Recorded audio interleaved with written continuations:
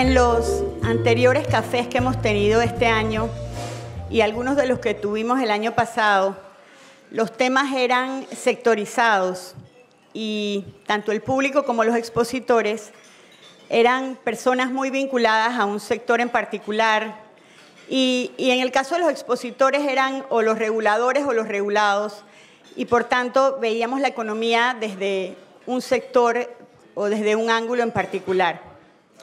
En esta ocasión quisimos cerrar el año con una visión mucho más macro, una visión general que nos permitiera saber qué hemos hecho bien, qué hemos hecho mal, qué tareas se nos han quedado pendientes, no solo al gobierno, sino también a los empresarios, a los empleados, a los empleadores. Y ¿quién mejor que Felipe Chapman para ofrecer esa visión? Felipe Chapman es economista con maestría en administración de empresas y una trayectoria de estudioso y de comprometido y de preocupado por nuestro país.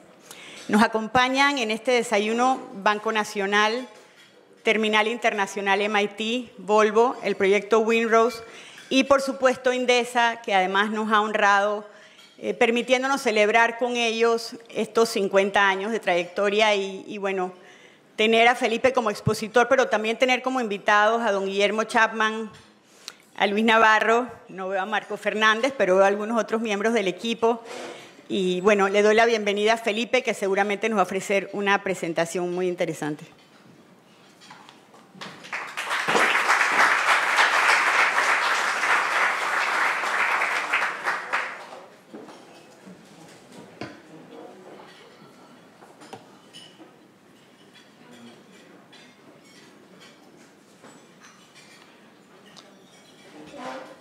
Muchas gracias por tus atentas palabras, Cheye.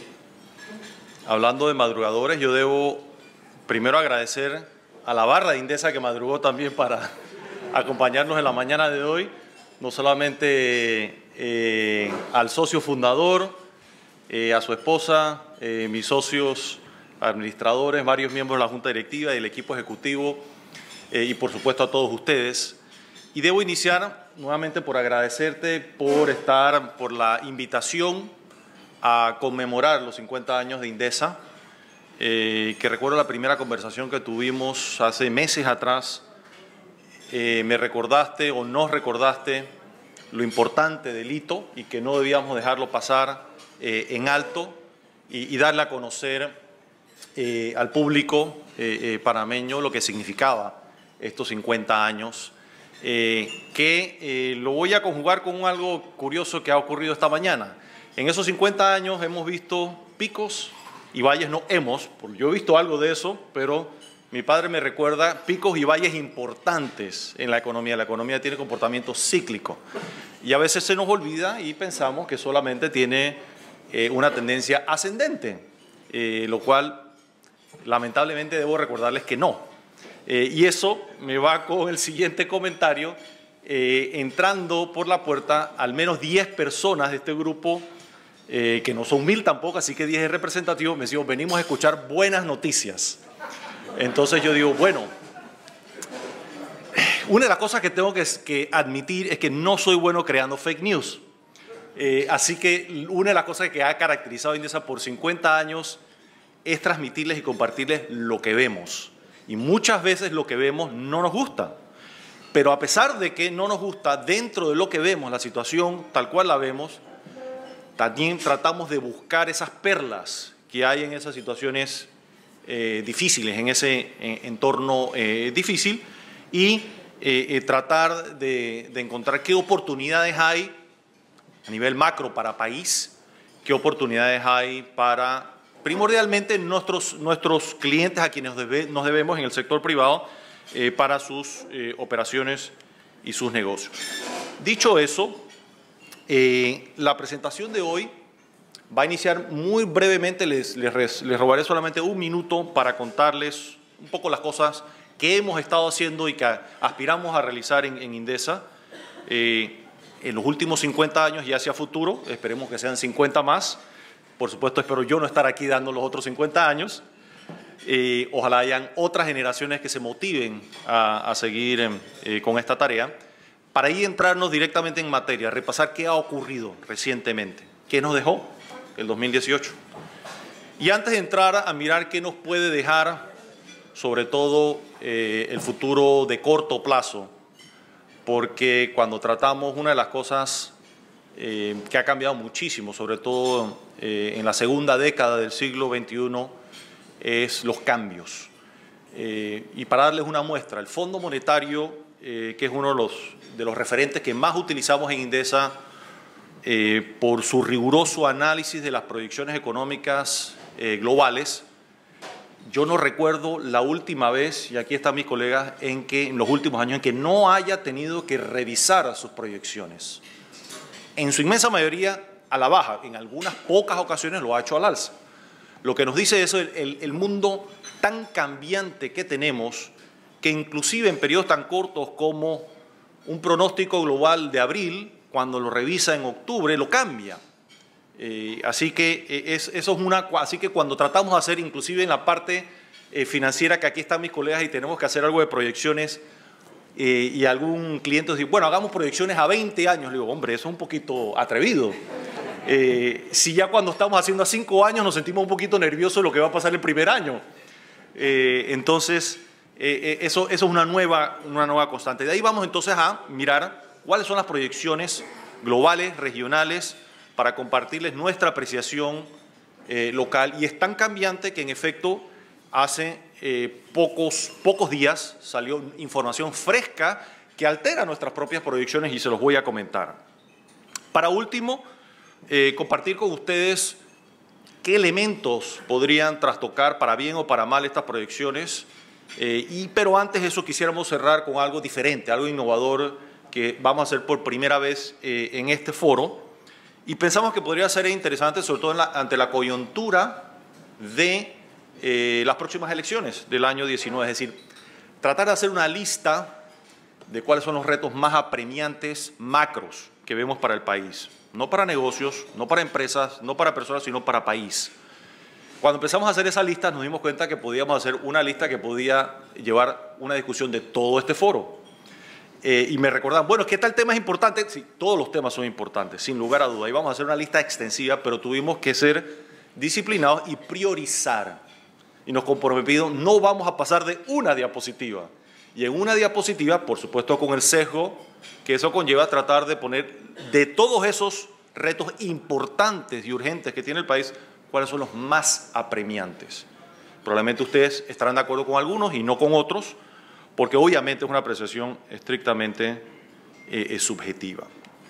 Quisiera entonces iniciar por comentar muy brevemente los 50 años de INDESA. Y coincidió lo que Cheye nos recordaba de la importancia del hito con una teleconferencia que tuvimos con un colega del Perú, de una empresa muy importante en el Perú por insistencia de que en aquel entonces era el primer ministro del Perú, que nos conocía, había vivido en Panamá, y amablemente propició esa conversación. Y una de las primeras cosas que nos dice el presidente ejecutivo de esa empresa es, hombre, estuve preparándome viendo el sitio web de ustedes y veo que ustedes cumplen 50 años el próximo año. Esto fue el año pasado. Me dice, sí, la verdad que sí. Yo no sé si ustedes están percatados, pero primero, el tipo de empresas que se ofrecen investigación, análisis económico, asesoría financiera especializada como la que ustedes ofrecen, pocas empresas que no forman parte de los grandes conglomerados bancarios llegan a cumplir ni cerca de 50 años. Eso es en los países desarrollados, mucho menos en países que no alcanzan esos niveles de desarrollo, incluyendo América Latina. Y cuando nos mencionó eso, creo que el que estaba en esa teleconferencia conmigo era mi socio Fred, nos recordó, me dice, hombre, la verdad es que nos están recordando algo muy importante que coincidía con lo que Cheye nos comentaba. Los inicios de INDESA, fundado por mi padre y otros socios, lamentablemente algunos ya nos han dejado, no están con nosotros y otros están en otras actividades o retirados. Y se enfocaron inicialmente en la asesoría financiera en empresas y investigación y análisis económico, que sigue siendo, yo diría, la base o el centro de INDESA. Pero por supuesto nos hemos ido especializando más en temas financieros de finanzas corporativas, banca de inversión, ingeniería financiera, hay muchos nombres que se les puede llamar. Y por supuesto, en entornos difíciles hemos tenido que ser creativos entrar en nuevas áreas. Una de esas, por ejemplo, una nueva iniciativa es la de entrenamiento ejecutivo, que casualmente en el martes financiero de hoy, gracias a la prensa que nos apoyó y al martes financiero, publicamos por primera vez el primer evento público de esa iniciativa, donde provoca el pensamiento crítico para tomadores de decisiones en entornos difíciles, que es lo que estamos viviendo ahora, de entornos inciertos y difíciles. Y así, por ejemplo, estamos trabajando en herramientas analíticas nuevas, innovadoras, tomando el riesgo de innovar, que esperamos que de dar resultados deben transformar el proceso de toma de decisiones de algunos sectores de la economía. Así que, dicho eso, no quiero realmente quitarles mucho tiempo en esta etapa. Y ustedes ya tienen copia de la presentación, el que quiera copia de la misma ya puede ser a través de la prensa o a través de nosotros, con mucho gusto. Bueno, entremos en materia. ¿Cuál ha sido el desempeño reciente? Más que hablar inicialmente del periodo más inmediato, tomamos una serie más larga, lo que ha sido el siglo XXI. Y resulta ser que ha sido el periodo de expansión económica más prolongado que ha vivido la economía panameña. Fíjense que desde el año 2000 al año 2017 logramos una tasa de crecimiento anual compuesta en términos reales de 6.4%. Si hubiéramos hablado de esto probablemente a inicios de los 90 nadie lo hubiera creído. Por supuesto, esto obedece a muchas explicaciones fascinantes que nos llevaría horas aquí descubriendo. Primero, un proceso de autodescubrimiento del país a lo largo del siglo XX, sobre todo en ese periodo en el cual estuvimos vedados de explotar nuestra posición geográfica. Posteriormente, recuperada la democracia, se hicieron transformaciones de mercado importantes a la economía panameña en la década de los 90, que coincide a final de esa década con la recuperación del canal y sus áreas adyacentes, y estábamos en el sitio correcto, en el momento correcto, con una expansión del comercio mundial, que nos permitió tomar la decisión acertada, afortunadamente a mediados de esa década, de expandir el canal, que ya estamos viendo sus frutos, en un entorno tremendamente difícil. Pónganse a pensar que hubiésemos pospuesto esa decisión y prendido tomarla en el año 2009 o 2010, probablemente no lo hubiéramos hecho, y tuviéramos un canal que estará ya enfrentando la obsolescencia, en términos del tamaño de los buques, su capacidad instalada. Así que en ese sentido estuvimos en el momento correcto, en el tiempo correcto. Esa expansión, primordialmente empujada por factores externos, por supuesto fue frenada por una crisis muy grave a nivel internacional, que fue la gran recesión, lo más grave que ha visto el mundo moderno desde la depresión de los años 30. Y la segunda fase de crecimiento vino más impulsada por factores internos, que todos conocen aquí cómo se suscitó eso. Por supuesto que eso elevó dramáticamente la demanda interna y empujó el consumo. Y otro factor interesante que a veces se nos olvida cuando anhelamos esos periodos de crecimiento de doble dígito o de un dígito alto, se nos olvida una palabrita clave: inflación. En el caso panameño, en ausencia de herramientas monetarias, tenemos que hacerle frente directo, un shock directo al incremento de la presión de los precios. En Panamá viene empujada por dos factores, exógenos e internos. Exógenos, probablemente el factor más catalizador es el precio del petróleo, lo que ocurrió en el año 2008 cuando llegó a $140 el barril. Recuerdan en ese momento la ansiedad que muchos teníamos para poder que trabajadores y ejecutivos no sintieran que sus recursos estaban siendo desaparecidos por la inflación. Y hubo muchos elementos creativos en ese momento para tratar de hacerle frente a una inflación que no podíamos contener internamente, sobre todo porque venía empujada por factores externos, que para agravarla coincidió con un crecimiento excesivamente acelerado de la economía internamente, ¿sí? La vela quemándose por ambos lados. Pensábamos que ya habíamos aprendido la lección, no necesariamente.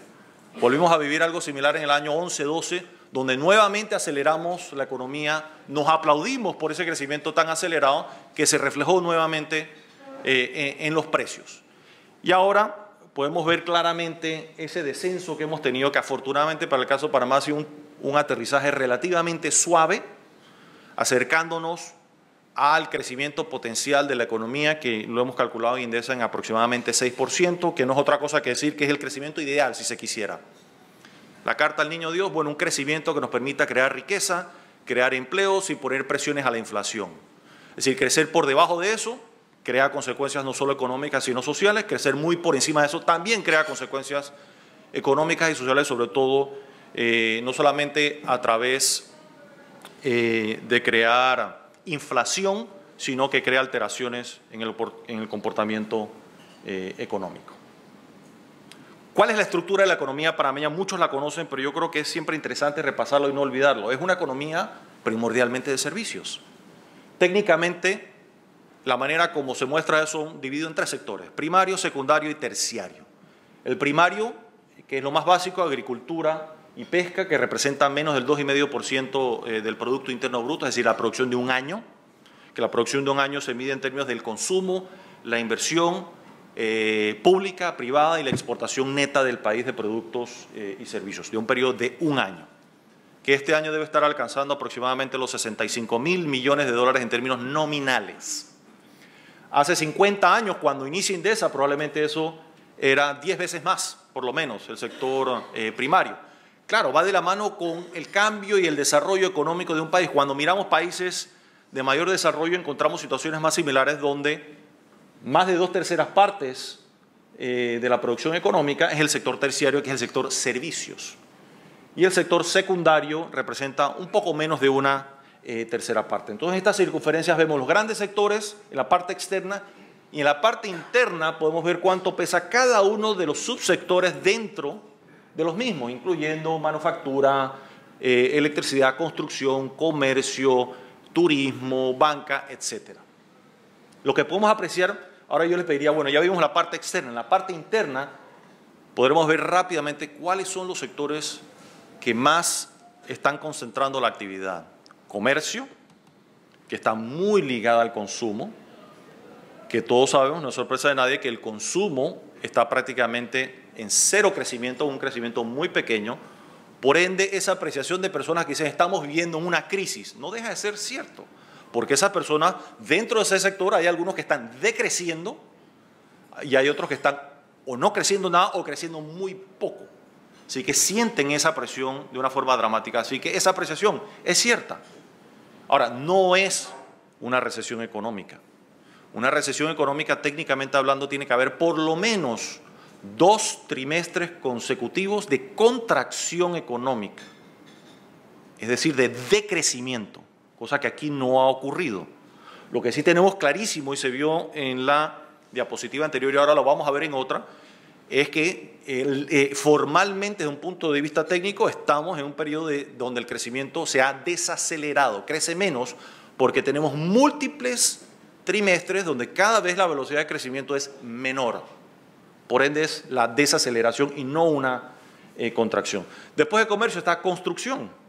Resulta ser que la construcción tomamos la decisión de detenerla 45 días en la primera mitad del año, cuando representaba ya casi 17% de la economía. Eso me recuerda una anécdota que he repetido varias veces, pero es de las cosas que a uno se le quedan grabadas. Estamos haciendo un ejercicio similar en la CAPAC, en una asamblea, y había alguien en un salón largo, una mano que no paraba de alzar. Alex Simon estaba conmigo, que no me dejará mentir. Bueno, yo le digo, dígame, señor, dice, veo que estamos llegando casi al 17%. ¿Cómo hacemos para llevar eso al 34%?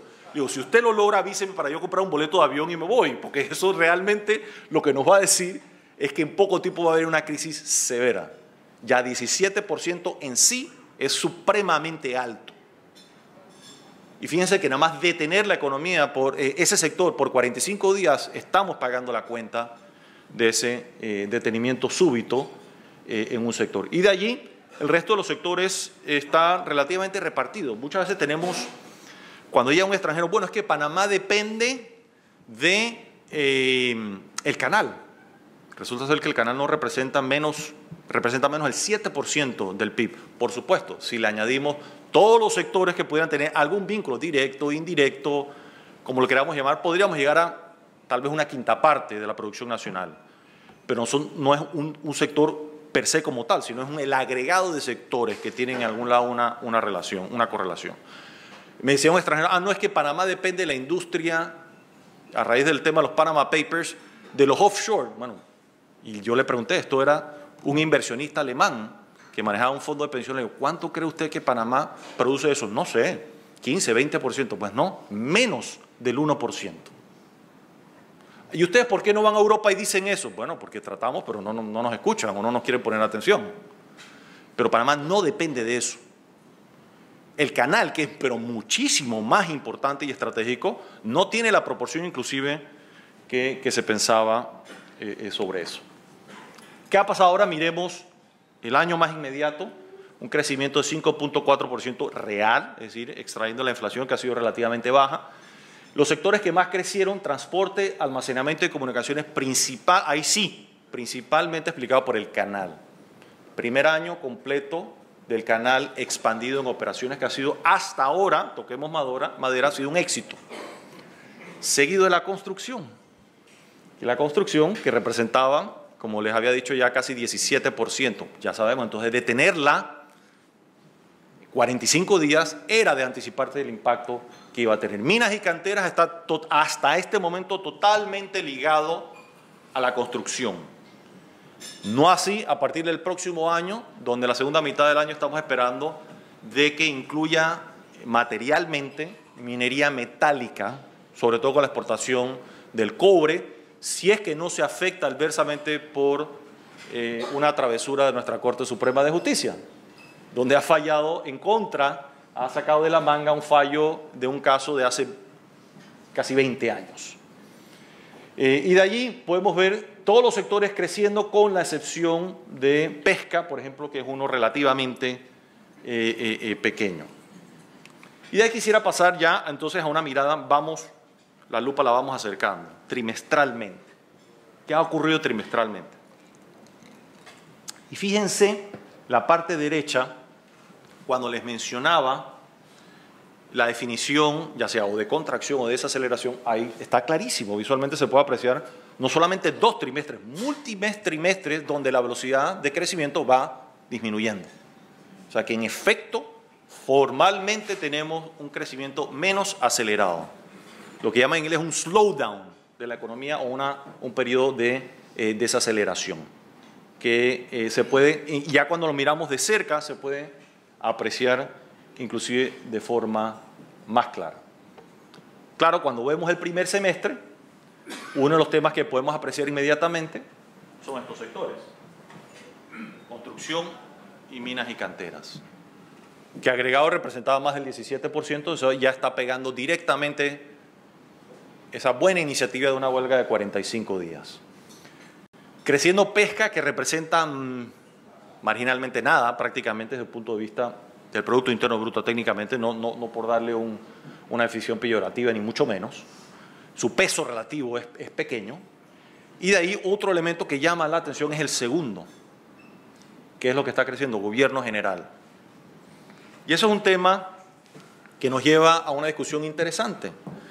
Y muchos de los que estamos aquí, sobre todo los que en alguna medida tenemos pensamiento, nos adherimos al pensamiento liberal, nos da un poco de ansiedad ver el tamaño de un Estado crecer o engordarse.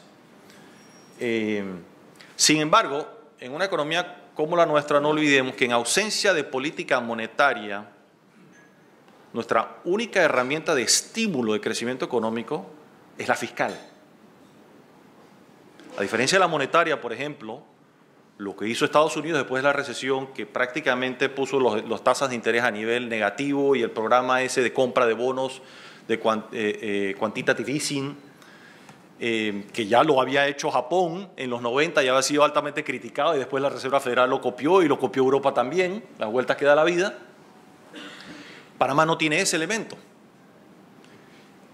Y la política fiscal en este país ha sido tremendamente mal comprendida, porque sí, típicamente la hemos llevado con el ciclo. Si en la medida que la demanda ha aumentado, el crecimiento ha aumentado, hemos expandido el gasto público exacerbando ese crecimiento. Pasó en la década pasada y pasó al principio de esta década. Cuando en ausencia de esa política monetaria, lo que hace más sentido es tener una estrategia que vaya contra el ciclo. Es decir, en periodos de auge, ahorrar o producir superávits fiscales, no endeudarnos y en periodos de auge, perdón, y en periodos de recesión o de desaceleración podemos estimularla a través de yendo contra el ciclo, expandiendo eso. Yo diría que en el único caso que hemos visto eso recientemente, eso se vio en un momento dado en 1 o 2 años de finales de la década pasada, y recientemente se ha estado viendo, yo no sé si se está haciendo de forma consciente, pero en efecto los hechos lo están demostrando. Y esta es otra apreciación de ver qué tan diversificado o concentrada está la economía panameña. La economía panameña es altamente diversificada, a pesar de que, como podemos apreciar en el sector derecho, tenemos 4 actividades que representan casi el 62% de la producción anual, que incluye canal, transporte aéreo, telefonía móvil, internet, servicios logísticos, comercio al por mayor y al por menor, sobre todo hoy en día al por menor, la construcción, actividades empresariales y de alquiler, de alguna medida ligadas a la construcción. Y fíjense en términos, ese es el eje derecho, el eje horizontal, y fíjense el eje vertical, que es el delta del crecimiento. Pues pesca, ya lo había mencionado, fíjense que representa un peso relativamente pequeño, y fíjense quién es el que está solito, como dice en inglés, el outlier, gobierno general. Que ya gobierno general está representando cerca del 8%, y podemos apreciar claramente que es el que más está creciendo. No sin entrar a calificar si eso es bueno o es malo, es un hecho. O sea, díganos buenas noticias. Bueno, nosotros le vamos a reportar lo que vemos. Eso es lo que es. Por supuesto que yo tengo mi opinión muy personal al respecto y cada uno la tendrá. Esta es otra forma de ver la contribución de los distintos sectores al crecimiento. Casualmente está en el artículo de hoy de Martes Financiero, así que ahí también la pueden apreciar con mayor detalle. Un elemento que a veces se nos olvida, y el Martes Financiero de hoy lo pone en su portada, no sé si está consciente de esa portada, lo que representa es la inversión directa extranjera. Mucha gente se molesta, bueno, es que los panameños están vendiendo las empresas, eso es parte del capitalismo, eso es parte del proceso. Si el día de mañana yo no puedo vender un activo, yo no puedo vender mi casa, yo no puedo vender mi auto, yo no puedo vender mi empresa, pues no la voy a hacer, no la voy a invertir en ella desde el principio. O sea, partimos de la premisa de eso es parte del ciclo. Afortunadamente lo que hemos logrado es que cuando aquí se han vendido empresas, gran parte del producto de esa venta se ha reinvertido en el país. Ese es el reto. No que no se vendan empresas, es un absurdo pensar vamos a bloquear la venta de empresas, entonces no va a haber inversión. Y aquí no se refleja, obviamente, el año 2018 de la compra de empresas que ha habido. Y en este momento lo que más estamos viendo es que la inversión directa extranjera hoy en día está principalmente representada por reinversión de utilidades. Es decir, esos grupos colombianos que han comprado importantes bancos o importantes conglomerados industriales u otras empresas que están haciendo parte importante de las utilidades que generan, la están reinvirtiendo en el país. Un voto de confianza importante, porque esa es la otra. No es que vienen, explotan el país, generan riqueza y se la llevan. Los datos no dicen eso. Los datos nos dicen que la están reinvirtiendo en el país. Obviamente porque está ligado a la prima de riesgo, a la percepción del futuro del país. Y quería comentar otro elemento, antes de entrar a comentar la cuenta corriente, que el déficit tradicional que hemos tenido por cuenta corriente, afortunadamente lo hemos podido financiar con la inversión directa extranjera, que ha sido fundamental, y es producto de cuidar el riesgo país, el riesgo económico, el riesgo político y el riesgo institucional. Que muchas veces pensamos que eso simplemente es un enunciado. ¿Y de dónde está viniendo? Pues no es sorpresa que nuestro principal socio comercial y de inversión continúa siendo los Estados Unidos, seguido después de Colombia. En términos de las finanzas públicas, quería comentar esto porque son datos que recientemente han salido publicados, los publicó la prensa, donde, fíjense la diferencia, solo miremos la última línea. El saldo para el acumulado al tercer trimestre del año pasado fue de menos de $1.000 millones. Hay un error ahí, veo que hay, no sé si debe ser que no nos pusieron nuestra última versión. Es 1.000 millones. Versus este año, que fue ha sido de casi 2.500 millones. Un brinco de 2.5 veces. Y por supuesto, en términos del Producto Interno Bruto, creció de una forma importante, de 1,5 a 3.8%. Aquí un poco lo que les comentaba sobre la inversión directa extranjera. Fíjense que las utilidades reinvertidas ha jugado un papel fundamental en la explicación de esto y obedece primordialmente a el riesgo país.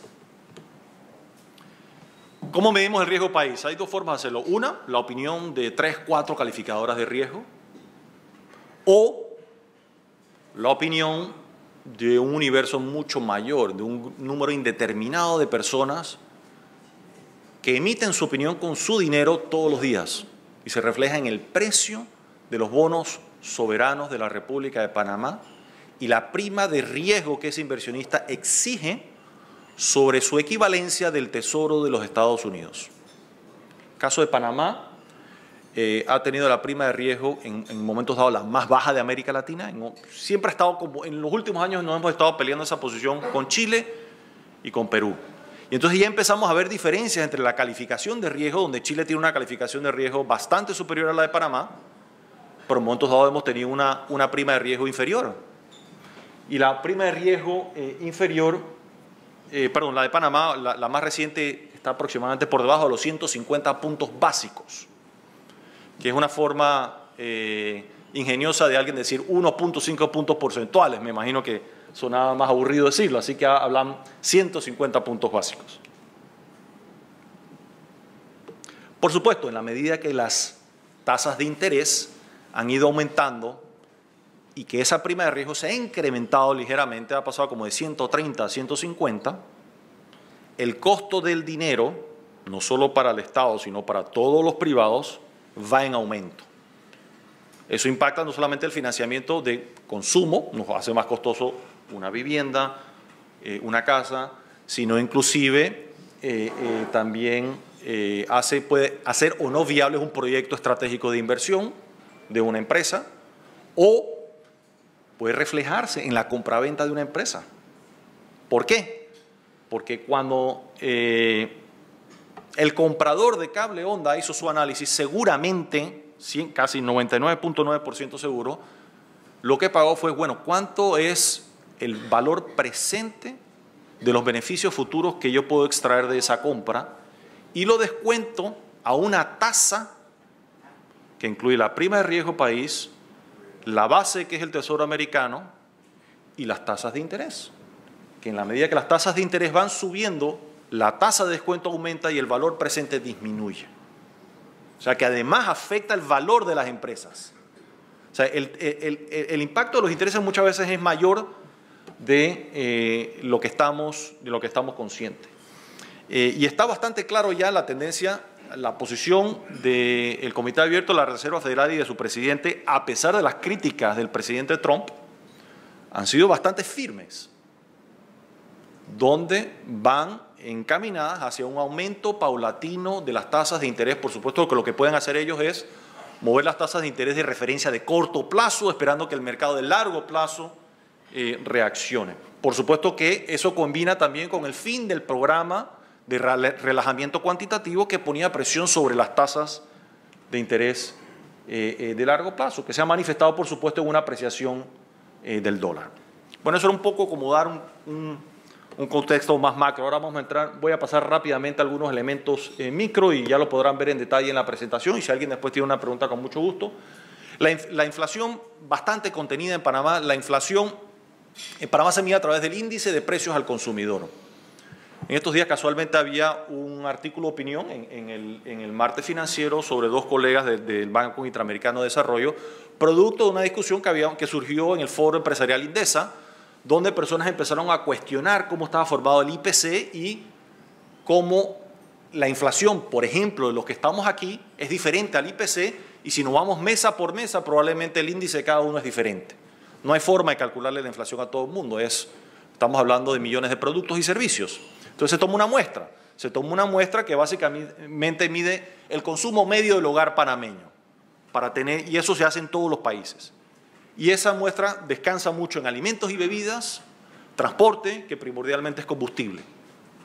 Que por supuesto, mientras más bajo tu ingreso, dependes o asignas mucho más de tus recursos a esos elementos. Por lo tanto, son elementos que están bastante contenidos o lo han estado recientemente. Ahora miremos el mercado del empleo. El mercado del empleo, y aquí tenemos una serie larga, y cuando la vemos, no deja de sorprenderme, uno se olvida. Fíjense, a inicios de este siglo, la tasa de desempleo era 14, 13%. O sea que cuando estamos hablando de niveles de 6% nos asustamos. Ahí estamos por menos de la mitad de aquel entonces. Casualmente el otro día le comentaba a mis colegas de una conversación con un cliente extranjero que ha hecho una inversión importante en el país. Bueno, es que uno de los problemas que tiene Panamá es una tasa de desempleo muy baja. Digo, ¿cómo así? Que no es que la gente aquí no cuida su empleo. Tú vas a otros países donde la tasa de desempleo es más alta y la gente cuida su trabajo como oro en polvo. Aquí no. Aquí realmente todavía hay esa holgura donde la gente no hay ese nivel de compromiso como puedes ver, qué sé yo, en Colombia o en Perú o en México, en los casos mencionados. Por supuesto que contamos con una tasa de informalidad relativamente alta, de todos conocidos. ¿Dónde está la ocupación? Porque la situación del empleo es producto de encuestas. No hay un registro donde todos vamos y apuntamos en qué estamos haciendo. No es la economía centralizada del libro 1984, no. Es producto de encuestas. La más confiable es la encuesta que realiza el censo cada 10 años y de ahí se realiza anualmente la encuesta de hogares en agosto de cada año con una versión más resumida en marzo de cada año, así que tenemos que confiar en la confiabilidad de esa encuesta que nos revela que la ocupación hoy en día, fíjense, está 2/3 partes en el sector terciario, bastante parecido a la producción, al tamaño de la producción del PIB, y llama la atención el sector primario. Recuerdan ese dato, 2.3%, pero cuando vamos a ver la ocupación, casi 15%. Y por supuesto con ingresos mucho más bajos. De allí el sector secundario. Y cuando miramos ya en sectores específicos, el mayor es comercio, seguido por agricultura, ganadería y pesca, y después la construcción. Que ahí está la interrogante. ¿Qué va a pasar con ese sector después del gran aumento que exigió el sindicato? Va a ser un tema interesante ver si realmente a mediano y largo plazo los trabajadores salieron beneficiados o no. A corto plazo definitivamente, a mediano y largo plazo tengo las dudas. El empleo informal ya lo comenté. Y en términos del ingreso, cuando vemos el comportamiento histórico, vemos que la mediana salarial real ha estado creciendo por encima de la inflación. Y de ahí quería pasar a un dato interesante, que como recordarán que va relacionado al aumento del gasto del sector público. Fíjense el número de empleados que trabajan en el sector público y cómo ha estado creciendo de una forma importante. De una forma importante. Y si lo comparamos con algunos otros países, nosotros mismos nos sorprendimos cuando estábamos haciendo el análisis. Resulta ser que de la muestra que tomamos, Panamá es el más alto. Ahora, no todo es malo en este tipo de análisis, porque cuando nos vamos en términos del gasto, Panamá no es de los más altos, el gasto de consumo final del gobierno. ¿Por qué? Porque muchos de esos otros países gastan más allá de empleo, otros gastos que se imputan en ese cálculo que hacen que la relación de ellos sea mucho más alta.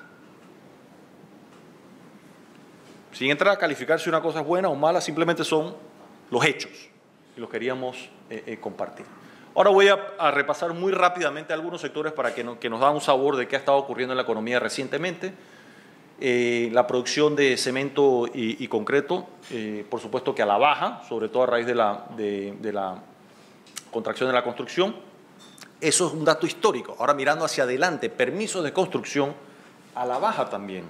Así que podemos anticipar de que la actividad ya hace sentido cuando vemos una saturación importante en muchas partes del mercado y se puede apreciar en las transacciones de venta en términos de unidades de residencia y cuando lo desglosamos por precios y por ubicación geográfica hay sectores donde es inclusive más dramático la acumulación de inventario o cómo se ha aplazado esa rotación del inventario. Algunos otros elementos que nos dan algún sabor de lo que está ocurriendo.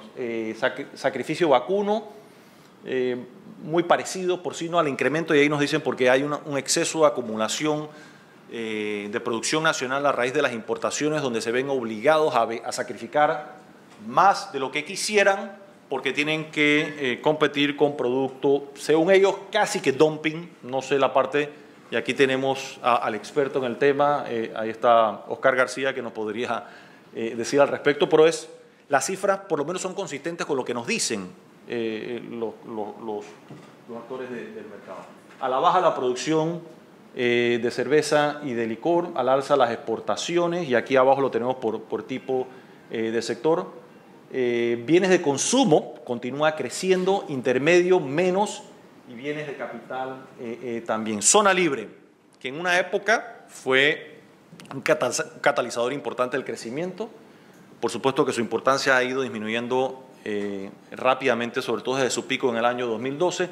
Ya empezamos a ver, pareciera, un cambio en la tendencia.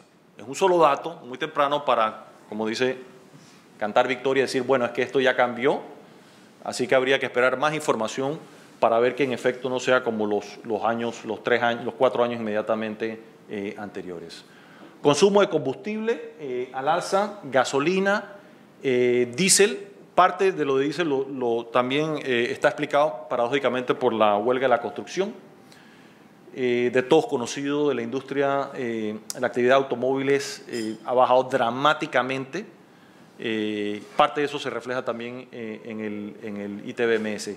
Consumo de electricidad, que es un muy buen proxy, comercial bastante plano y residencial un ligero incremento. Ahora los que querían buenas noticias, aquí hay una muy buena noticia, fíjense el canal expandido ya está entregando resultados en términos del aumento de los peajes, del volumen, de los tránsitos, del movimiento de los contenedores. De ahí pasamos a otro sector donde veníamos con una buena dinámica, que es el sector turismo, pero se ha detenido, lamentablemente. Todavía el turismo representa una parte muy pequeña de la economía, menos del 2,5%, o sea que la oportunidad que tenemos realmente de crecer, si tuviéramos un plan estratégico claro, que siguiéramos a lo largo del tiempo, así como hemos hecho con el canal, seguramente si tuviéramos esta discusión en 5 o 10 años, los resultados que veríamos fueran muy diferentes. La banca, que ha sido un catalizador, por supuesto, importante. Recordemos que la penetración, sobre todo el crédito al sector privado versus el tamaño de la economía, es de los más altos en América Latina. Panamá y Chile tienen los más altos, casi 85%. Pero el crecimiento que ha habido en los últimos 13 años ha sido de una tasa de crecimiento anual compuesto de más de 10%. El crédito ha pasado de poco menos de 15.000 millones de dólares a casi 54.000 millones de dólares, donde más de la mitad está dirigido a hogares y personas, hipotecas, autos, tarjetas de crédito, préstamos personales, lo cual se puede apreciar en el lado derecho de la gráfica. Y aquí se confirma de esos casi 54.000, así a vuelo de pájaro podemos ver rápidamente 16.000 en el sector hipotecario, forma importante, consumo pensional 11.000, construcción 6.500, que mucho de ello se traduce después en hipotecas, y comercio ligado al consumo, por supuesto, siempre importante. Aquí, ¿qué ha estado contribuyendo al crecimiento? Se puede apreciar a lo largo del tiempo, con la excepción del año 2009, donde mucha gente piensa, no, es que aquí no pasó nada con la gran recesión. Pues sí pasó. La economía, de haber estado creciendo a 2 dígitos, bajó a un crecimiento por debajo del 2%, una desaceleración del crecimiento, pero dramática, un detenimiento súbito. los bancos pararon de prestar. Y algunos amigos banqueros que están aquí lo recordarán, pararon de prestar. Y nuestro temor no era que los bancos iban a quebrar, como era el temor en Estados Unidos. El temor era qué hacer para que los bancos pierdan el miedo de ir al mercado a regresar a prestar, que afortunadamente se logró. Y otro elemento, hablando de la banca, que quisiera recalcar es la dinámica interna. He mencionado ya la dinámica de las tasas de interés en el mercado internacional. Ahora veamos qué mueven las tasas de interés en Panamá. Muy parecido al efecto de la inflación, factores exógenos y factores internos. Factores exógenos, tasa de interés internacional del dólar, sin lugar a duda. Por supuesto, movimientos de capital, liquidez global, pero primordialmente tasas de interés o los tipos de interés. E internamente es la dinámica de oferta y demanda, que se traduce en depósitos y créditos. Y es como cualquier otro bien. Cuando la demanda excede la oferta de un bien que usted vende, ¿qué pasa con los precios? Aumentan. Fíjense acá la dinámica donde podemos ver las líneas punteadas, donde ya empieza a abrirse la velocidad de crecimiento de los créditos versus los depósitos.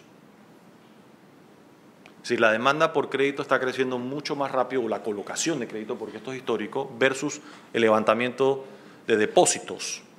Y los bancos están cerrando esa brecha con financiamiento en el mercado internacional a tasas obviamente más costosas. Y eventualmente, en la medida en que puedan mantener su margen de interés y sus expectativas de rendimiento, lo seguirán haciendo hasta que eso empiece a modificarse y probablemente empiece a desacelerarse esa asignación o colocación del crédito. ¿Qué podemos ver aquí? Entonces, clarísimo, nos lo está diciendo, casi que nos habla de la diapositiva. Me dice, bueno, hay presión a las tasas, al incremento de las tasas de interés en el mercado local también, no solamente por afuera. Tenemos presión de fuera y de dentro para el aumento de las tasas de interés. Es decir, está escrito. Y si en un año nos subieron las tasas de interés, es que nadie me dijo. No era cuestión de mirar los datos, estaba clarísimo. Estaba clarísimo. Por supuesto que en el entorno difícil que estamos viviendo de desaceleración ya se está reflejando algo en las morosidades y en los vencimientos. Nada dramático, pero es parte del ciclo y es de esperarse. Y quien hace la tarea, pues se va preparando con antelación ante eso. Ahora quisiera pasar a algunos proyectos de inversión privados para los próximos años, para los que quieren mirar un poquito, bueno, qué hay en la tubería. Realmente hay una lista de proyectos interesantes que pueden tener un impacto importante tanto en el ámbito privado como en el ámbito público. Bueno, ahora pasemos a las proyecciones. Vimos primero que dice, para usar un referente, Fondo Monetario. ¿Cómo está viendo el Fondo Monetario del mundo en su última revisión? Lo está viendo, aceleró el crecimiento ligera, o lo tiene acelerando el crecimiento ligeramente de 3.7, casi 3.8. Si mis ojos, voy a tener que mirarlo acá para estar 100% seguro del dato ese. Pero de allí lo interesante es mirar, perdón, 3.6, de 3.7 a 3.6, donde el crecimiento continúa viniendo primordialmente de los mercados emergentes. Y otro dato interesante, de los mercados emergentes grandes, ya India desplaza a China como la economía emergente grande que tiene mayor velocidad de crecimiento. Interesante. Interesante. Por supuesto, China es la segunda economía más importante del mundo para Panamá, el segundo cliente o usuario del canal. Hacía total sentido establecer relaciones directas con China desde hace tiempo, con todos los riesgos y las presiones que eso nos pone con nuestro principal socio comercial, que es los Estados Unidos, pero era inevitable. América Latina, y aquí están las proyecciones que tiene el Fondo Monetario, con la excepción de Panamá, que es nuestra proyección para este año. Nosotros estamos estimando que el año 2008 debe culminar con un crecimiento muy cercano al 3.8% de crecimiento real, lo cual nos colocaría como en la tercera o cuarta economía de mayor crecimiento en América Latina. Por supuesto, una velocidad de crecimiento bastante más lenta que antes, pero no es una contracción. no es una crisis. Es decir, no es Venezuela, que es 18% negativo, ni Nicaragua, que es 4% negativo, ni Argentina, que es 2,6% negativo. En alguna medida esto está muy explicado también en el caso de Panamá, especialmente la correlación que hay del crecimiento del comercio mundial y nuestra economía, la economía global y nuestra economía es importante. Hay una materialidad o una significancia estadística. Por ende, nuestra preocupación muchas veces de la amenaza de una guerra comercial entre los dos principales clientes del Canal de Panamá, que son Estados Unidos y China. Al día de hoy, la materialización de eso en afectación al canal ha sido pequeña, pero ya se ven efectos, pero no hay ninguna garantía de que eso se pueda empeorar a lo largo del tiempo y que eventualmente un país muy pequeño como el nuestro empiece a ver las consecuencias de esa guerra económica. Algunos dirán que irracional, otros dirán que es justificada, en fin. Repasemos entonces las proyecciones y aquí en este cuadro ya pueden apreciar la proyección que nosotros tenemos para el próximo año, que es el año 19, donde estamos más optimistas en términos de la apreciación de la oportunidad que tiene Panamá de acelerar nuevamente el crecimiento, esta vez a 5%, varios elementos. Uno sencillo, la construcción, inclusive si llega a representar 15% del Producto Interno Bruto, en teoría va a operar 12 meses del año. O sea que eso es un cambio dramático entre un año al otro. Otro cambio importante, en la segunda mitad del año se espera un volumen de exportación de cobre que va a ser para Panamá es significativo, sobre todo en las cuentas nacionales, si es que no se trunca esa exportación de mina. Importante resaltarlo. Estamos anticipando un buen comportamiento del comercio mundial y un buen año para el canal y para todas las actividades que están alrededor del canal, con una tasa de inflación relativamente baja, que en el momento cuando hicimos la proyección teníamos un saldo del sector público no financiero bastante manejable, dentro de la reforma de la nueva ley, 2%. Lo que les podemos decir es que ahora mismo lo estamos analizando, no tuvimos oportunidad de llegar a cifras conclusivas para traerlos el día de hoy, definitivamente que va a cambiar, muy probablemente nuestra proyección del balance va a ser un número negativo mayor, no creo que tan grave como el que vimos en septiembre, pero sí va a ser peor que este que tenemos aquí en día. Es decir, con un déficit al tercer trimestre 2.500, imagínense, para terminar en superávit tendríamos que tener un trimestre inédito, cosa que no va a ocurrir, a menos que el Banco Nacional esté en capacidad de darle al gobierno central 1.000 millones en dividendos.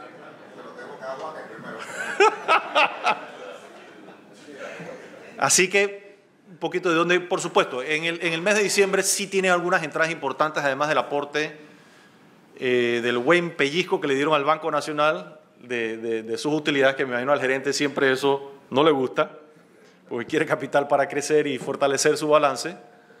El canal debe dar buenos dividendos. No creo que sea suficiente para revertir esa tendencia. Por supuesto que una economía creciendo por debajo del potencial es de esperarse que empiece a reflejarse en el mercado de trabajo. Nada dramático, pero va a reflejarse. Y tal vez sí tengamos que revisar la cifra de deuda sobre el sector público financiero, que la teníamos por debajo de 38%. No sabemos todavía cuánto nos va a dar. Estamos haciendo la tarea.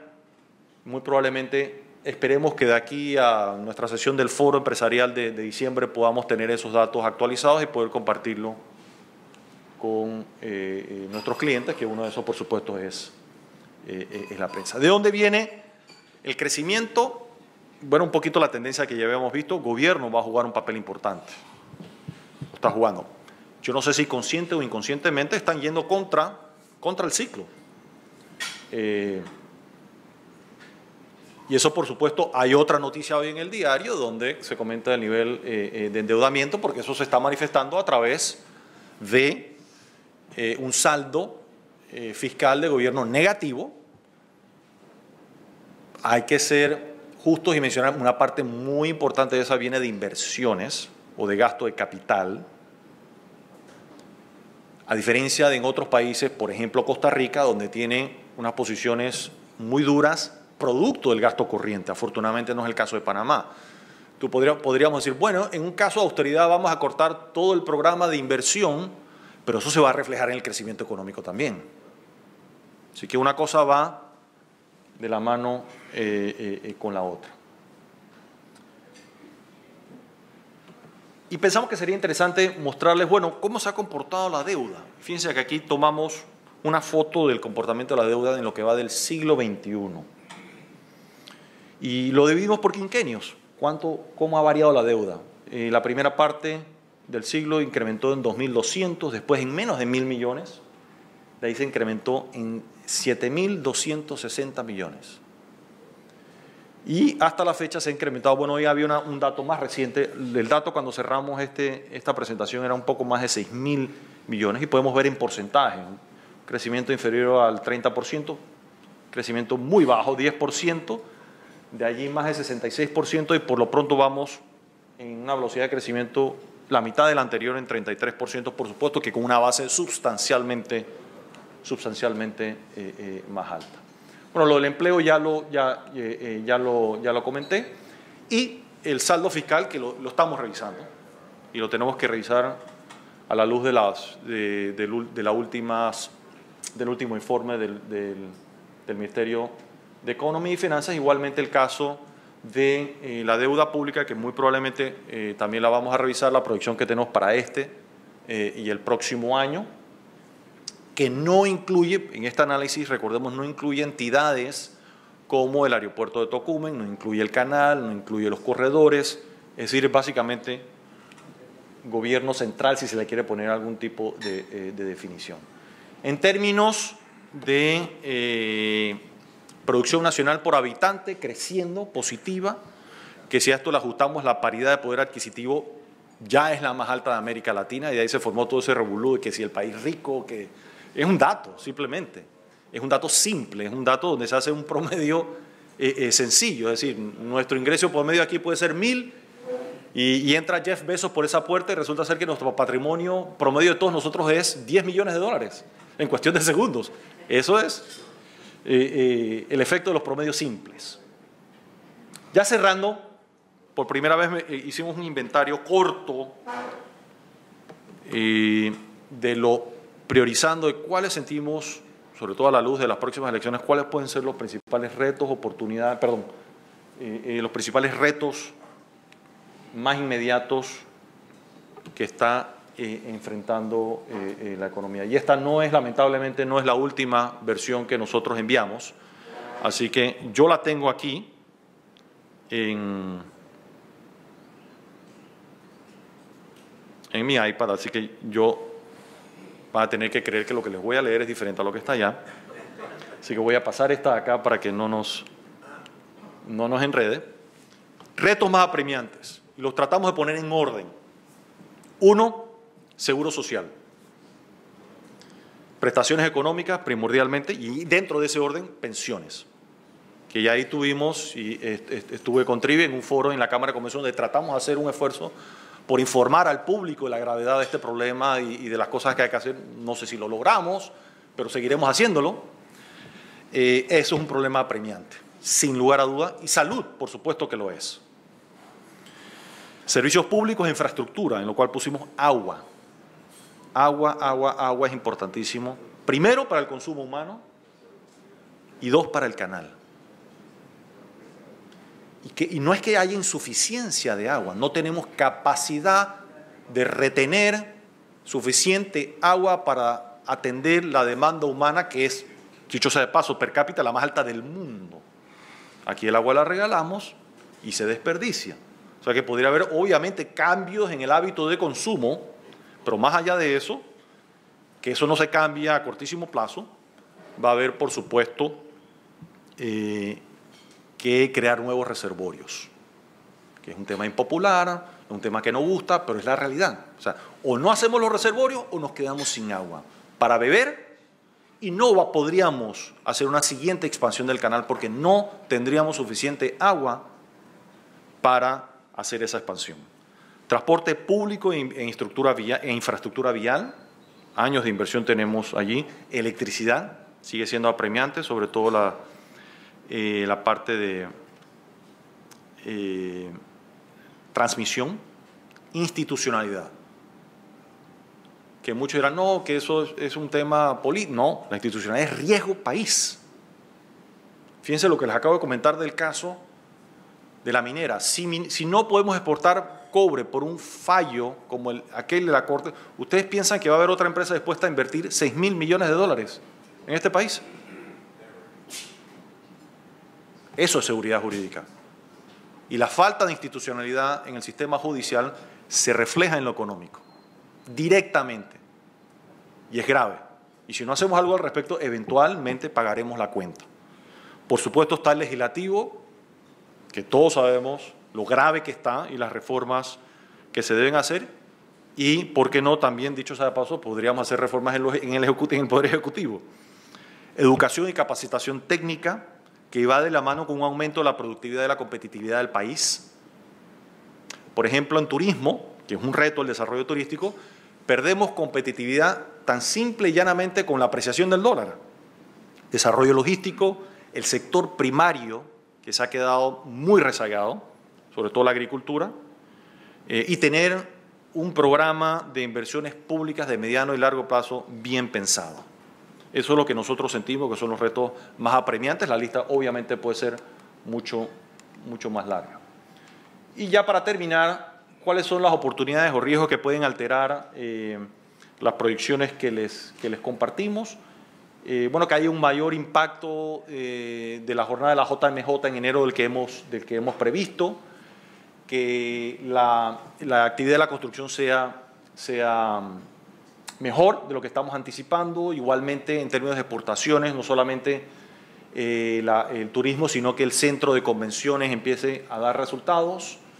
Y en términos del riesgo, primeramente las tasas de interés, es lo que más nos preocupa, un aumento de la informalidad, presiones inflacionarias por un aumento súbito del petróleo que se ha estado comportando de una forma, como es de esperarse, errático, y si vienen sanciones a Irán o no vienen, entran o salen la producción, OPEC recorta o no recorta, que haya un mayor impacto de la huelga de la construcción del que hemos calculado, que el espacio fiscal continúe reduciéndose con el impacto que eso pueda tener, que el conflicto comercial entre Estados Unidos y China empiece a afectarnos, eso es una amenaza sin lugar a duda, mayor apreciación del dólar que nos hace perder competitividad especialmente en el turismo. Y fíjense que por último habíamos anotado el fallo de la Corte Suprema de Justicia en días recientes que pudiera afectar la operación de Minera Panamá. Con esto entonces espero haberles dado un pantallazo. Muchas gracias.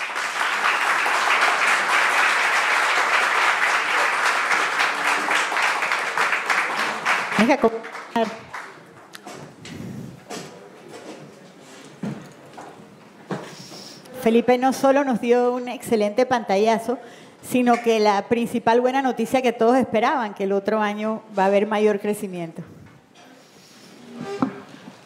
Ya que tocaste ese punto, bueno, ese punto fundamental de la proyección para 2019, Felipe, te planteo una pregunta. ¿Es natural que la ciudadanía atribuya ese crecimiento mayor el otro año con el cambio de gobierno, así como ha atribuido la desaceleración a la presente administración? ¿Qué tan atinada es esa evaluación de la ciudadanía? O sea, ¿qué tanto de la desaceleración es atribuible al manejo de esta administración o no? Primero, paradójicamente, ya forma como parte de nuestra idiosincrasia, nuestra cultura, finalizado un quinquenio, que hay un periodo de agotamiento natural, ponemos un exceso de expectativas y a veces desmedidas de cambio de gobierno. Y es lo que ha ocurrido en los últimos 20 años. Si nos remitimos a los hechos, a las cifras, realmente no hemos visto cambios muy materiales, por lo menos en el año en que ocurren elecciones. Ni adversas ni positivas. O sea, es decir, no, las elecciones no se han convertido ni en una amenaza hasta ahora para la economía, ni tampoco necesariamente en un estimulante como tal. Las expectativas que hay yo las encuentro un poco desmedidas. Lo positivo es, en el panorama político, en el momento, pues no vemos ninguna amenaza antisistema que nos quiera llevar ante una situación dramática, así como tampoco hay ningún tipo de propuestas atrevidas de reformas de la economía. Así que yo encuentro esas expectativas un poco desmedidas. Okay.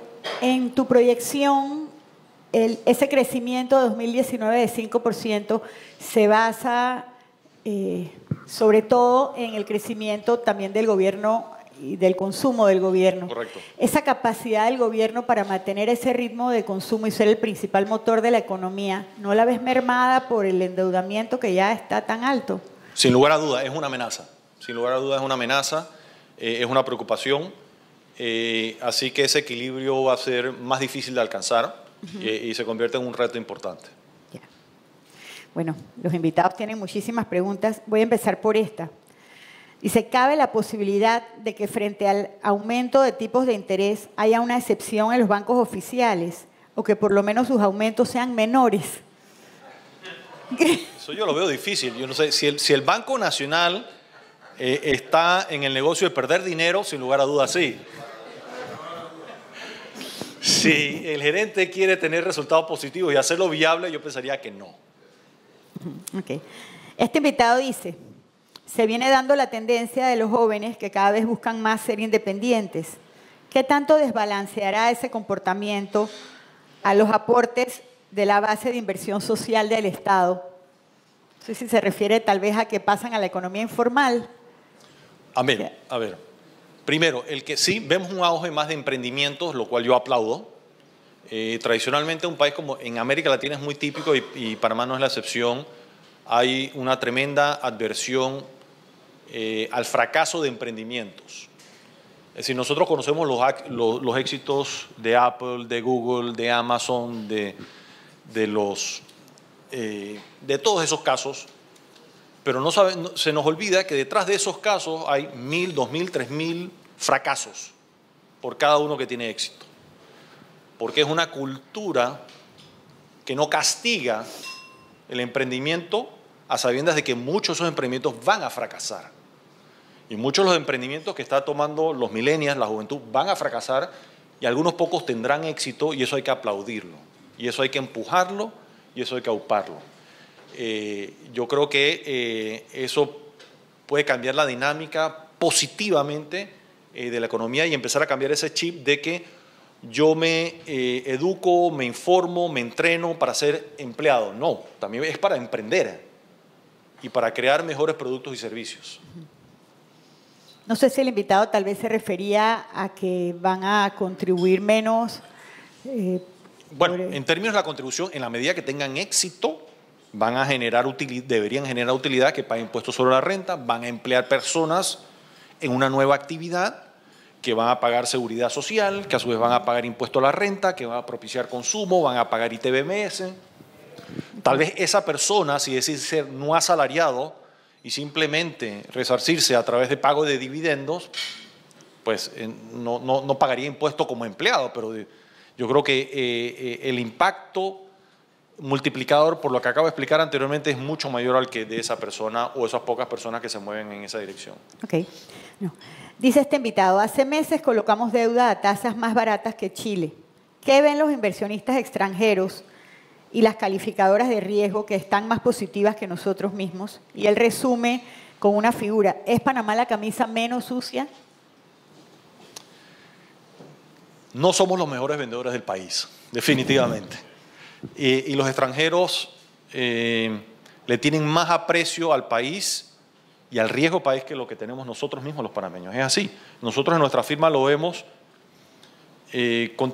Recientemente hemos tenido 2 grupos extranjeros que se nos han acercado, ayúdenos a comprar un banco en Panamá, por ejemplo, y inmediatamente uno se llama la atención, y algunos de estos son europeos, ¿verdad? Con todo lo que está ocurriendo, todo el ruido de Panamá, todas las malas noticias, están dispuestos a hacer inversiones interesantes y miren las compraventas que se han hecho nada más este año. Ayúdenlos. ¿Qué sucede? Bueno, este invitado dice, dado que la Organización Mundial del Comercio falló en favor de Colombia, la zona libre de Colón, ¿qué deberá hacer para sustituir los ingresos o negocios producto del mercado colombiano? La respuesta más honesta, no tengo ni idea. Eso es un debate complejo. Yo he conversado mucho con miembros de la zona libre. Algunos piensan que tiene que haber un proceso de reinvención del negocio, otros piensan que no, que simplemente es un ciclo y que eventualmente podrán regresar a sus actividades tradicionales. No estoy muy claro. Yo veo un entorno sin lugar a duda cambiante, no solamente de nuestra región, sino en que inclusive de los mercados proveedores, el advenimiento de las compras en línea, en Internet, muchas de esas cosas pueden alterar, yo creo que de forma permanente, la forma en que hacemos negocios. Creo que la pregunta va por en el mismo tema, aunque el invitado muy discretamente no quiso dar nombres. Dice, ¿qué medidas debe tomar el país frente a comportamientos económicos de sus vecinos realmente bajos? Pienso que se referirá a Colombia con el tema de la OMC, no sé. Y Costa Rica. ¿Comportamientos de su economía bajo o a comportamientos bajos? Dice realmente bajos, comportamientos económicos realmente bajos. No, por supuesto que sí. Para nosotros es buena noticia que los vecinos les vaya bien, sin lugar a duda, porque son socios comerciales importantes de nosotros. Colombia lo es, Costa Rica lo es. O sea, que les vaya mal no es buena noticia para nosotros. ¿Qué hacer para que esas economías les vaya mejor? Desde un punto de vista de Panamá es muy poco lo que nosotros podamos hacer, ¿no? Ok. Pregunta al invitado, ¿sería un estímulo para el crecimiento del PIB una ley que impulsara la adquisición de vivienda ampliando a un bracket de precios la ley de interés preferencial? Bueno, en el país de las leyes especiales no me sorprendería que se haga. No hay nada más permanente que un subsidio temporal. Y aquí pensamos que simplemente estar ampliando los subsidios per secula seculorum vamos a resolver el problema. No, la fiebre no está en la sábana. Es realmente identificar las fuentes del problema y atenderlo. Yo soy definitivamente alérgico a incentivos permanentes. Y los temporales ha sido casi que imposible de eliminar cuando llegan a su fecha de cumpleaños. Aparte de que se habla de atrasos de parte del gobierno en el pago a los bancos que están otorgando las hipotecas con el subsidio. Es así, hay bancos, inclusive algunos bancos que han optado por retirarse del mercado de intereses preferenciales. No es porque el gobierno no les paga, sino que en el tiempo que les paga va haciendo las operaciones menos rentables, entonces le imputan un costo de oportunidad y hacen la tasa de descuento, y cuando calculan el rendimiento de esa operación se les reduce sustancialmente por el tiempo que están cobrando esos créditos. Este invitado pregunta tu opinión, Felipe, con respecto a cambios al FAP. ¿Retener utilidades va a ser obligatorio o a discreción? El FAP ha ido perdiendo importancia relativa de manera marcada. Cuando se crea en la década de los 90, como porcentaje del PIB, tenía algo de materialidad. Ya hoy en día el FAP, para lo cual fue ideado para poder estimular la economía en ausencia de herramientas monetarias, hoy en día su volumen es relativamente pequeño al tamaño de la economía. O sea que si realmente queremos regresar a la meta original de que pudiera ser un elemento que realmente estimulara la economía, lo deberíamos incrementar de forma muy importante. Eso incluye no solamente reinvertir utilidades, sino pasar producto de todas las ventas del Estado a ese fondo. ¿Porcentaje de los dividendos del canal? No. No. Porcentaje de los dividendos, no. Digo, eso puede ser una discusión. Podría ser que parte de eso sí, ¿no? Sí. Okay. Este invitado dice, usted habló de la baja en el área de la construcción. ¿Cómo reinsertar en la economía a los trabajadores de ese sector si solo tienen esa competencia? Reentrenamiento técnico. Tenemos que tener una infraestructura de capacitación continua donde tipo el INADE, eso es un ejemplo, de que esté muy de cerca con el mercado, de entender de dónde están las oportunidades y que pueda entrenar en las destrezas adecuadas para que esos empleados puedan reinventarse, que no ocurra lo que ha estado ocurriendo en Estados Unidos en esos sectores que se han quedado rezagados con la globalización, que han llevado los cambios políticos que estamos viendo en ese país. Parte de eso son gente que no lograron reinsertarse en el mercado. Y bueno, con respecto a esa preocupación generalizada, el invitado dice, ¿qué tanto incide en el comercio local el hecho de que hayan llegado más extranjeros a residir en Panamá y hacen envío de dinero a sus países de origen? Muy positivo. Llegan, lo que gastan en el país es mucho más de lo que se envía fuera del país. Así que va de la mano con la inversión extranjera. Esos individuos que vienen, invierten y gastan en el país, yo propiciaría su entrada. Yo creo que contribuyen. Su entrada y su formalización para Totalmente. Yo creo que tomar una postura de alienarlos o discriminarlos, yo creo que es un error. Pero incorporarlos. Totalmente. Claro.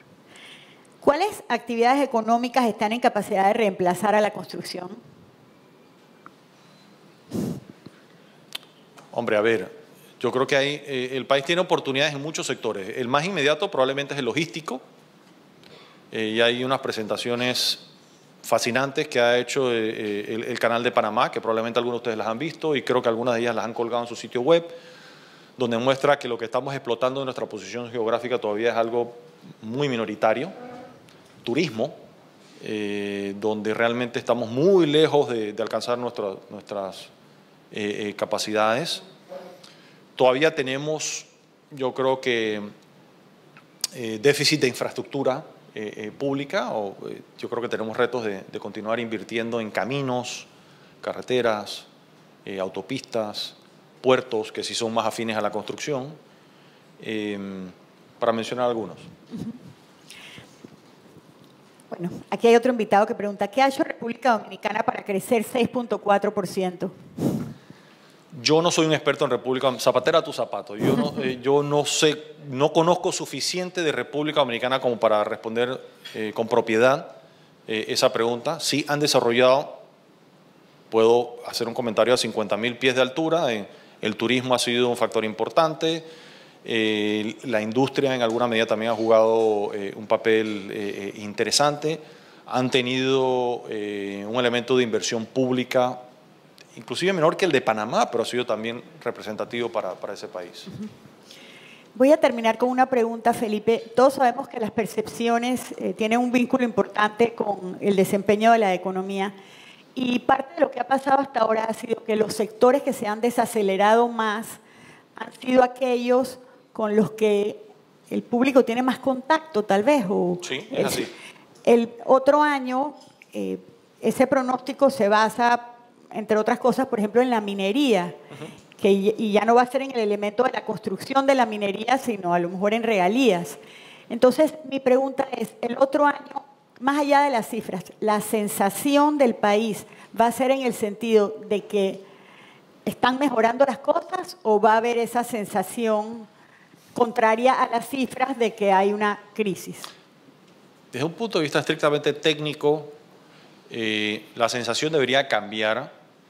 No anticipo que nada dramático. El sector que probablemente más refleja eso es el consumo, va a continuar con un comportamiento muy similar al que hemos visto hasta ahora. El entorno no va a ser peor, pero tampoco va a haber un cambio dramático positivo, sobre todo, por ejemplo, en el consumo, que pueda cambiar esa percepción por parte del público en términos generales. Así que yo pensaría varios escenarios. Uno, un estado de ánimo muy parecido, u otro que sea ligeramente más positivo. Peor lo veo, salvo que ocurran algunas cosas que no estamos previendo. Bueno, yo creo que nos tenemos que sentir muy bien porque si lo que hemos visto es lo difícil, entonces Panamá definitivamente es una excepción a la norma porque, como bien dices, es una desaceleración que tiene además sus ventajas. Y tenemos que reinventarnos, eso es. Tenemos que reinventarnos. Gracias, Felipe. Qué maravilla para Panamá tener a Endesa, que hace estas evaluaciones tan independientes y tan importantes. Muchas gracias.